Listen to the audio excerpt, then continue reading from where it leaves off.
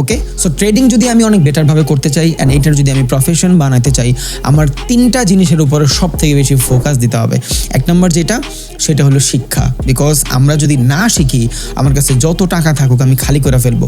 আপনার কাছে নলেজ নাই, বাট আপনার কাছে 1 কোটি টাকা আছে, আপনি ট্রেডিংয়ে আসেন, ধ্বংস হয়ে যাবেন। আপনার কাছে নলেজ আছে, আপনি $500 নিয়ে আসেন, আপনি ছিড়বেন ভাই। সো ফার্স্ট স্টেজ সেটা হলো শিক্ষাটা অনেক বেশি important. Learning is a process of success. লার্নিংটাই আপনার সাকসেসের প্রসেস, বুঝছেন? সো লার্নিংটা অনেক বেশি ইম্পর্টেন্ট। যে কোনো জিনিস দুনিয়াতে একজন করছে, ওইটা আপনিও করতে পারবেন, যদি ওইটা হিউম্যান হয়, মানুষ হয়, রোবট না হয়। সো ট্রেডিং করে তো ভাই লাখ লাখ মানুষ প্রফিটেবল, ওয়াই নট ইউ? আপনিও হবেন ইনশাল্লাহ। সো সবার আগে যেটা লাগবে সেটা হলো শিক্ষা।